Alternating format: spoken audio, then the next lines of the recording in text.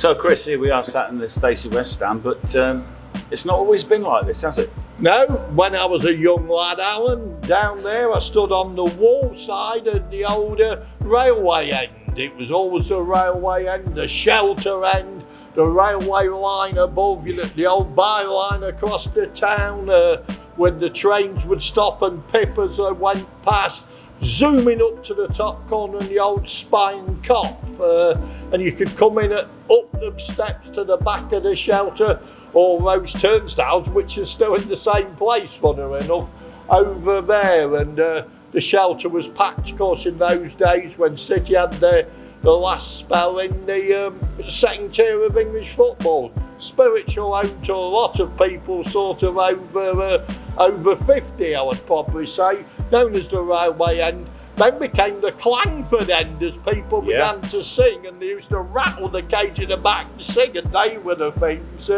How times have changed. Yeah, and then of course the whole ground, as we look at it now, was developed.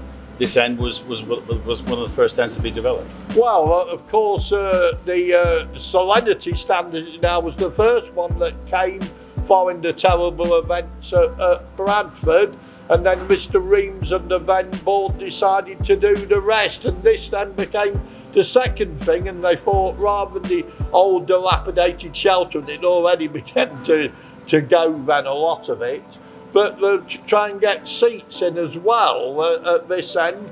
And of course with poor old Jim and Bill dying on that fateful day at Bradford, the club, with permission of the families, decided to name it the Stacey West Stand.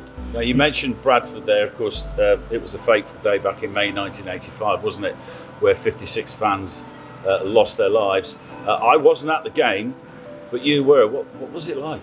Well, it was unbelievable. It was surreal, to be honest. The vast majority of us, although because they'd won the ground, we were very limited, were stood on opposite that main stand. There was only a few allowed in the main stand who got the complimentary tickets from Lincoln that day. Obviously it was full of Bradford, and just to see it sweep up like it did that fire, nobody will ever forget it who was there, obviously.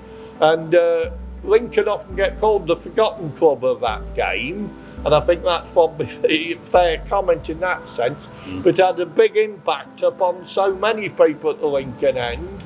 And I think that sort of thing not only led to Mr. Reams and the board wanting to get rid of all the wooden structures, and hence that stand and then this one as it was, but also the sense of community more needed. Yeah. And I think that's where we're moving towards in this end. Yeah, I mean, this stand that we're in at the moment is called the Stacey West Stand, and it is a lasting legacy to the fans, those two fans, Bill and Jim, and their families, isn't it? Yes, it is, and it also it's a talking point really for people who come away and say, well, it's that why. You know, we often away say, I wonder why that stands out. It didn't obviously a name of a company, so it's a talking point.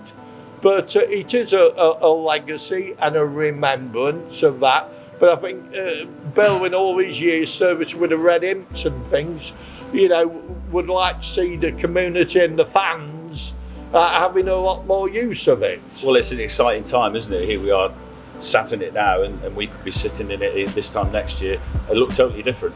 Absolutely. The plans go ahead, and all the exciting things I've heard that hopefully is going to happen here, and it's I suppose a continuation over the years. And when I was a lad stood on the wall side now, showing the development of the game or how it's changing and stuff, and the community getting involved and all the other things, and that's wonderful.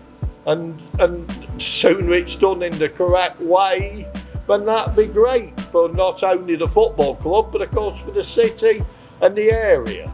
That's brilliant, Chris. Thank you very much indeed. Thank you, Alan.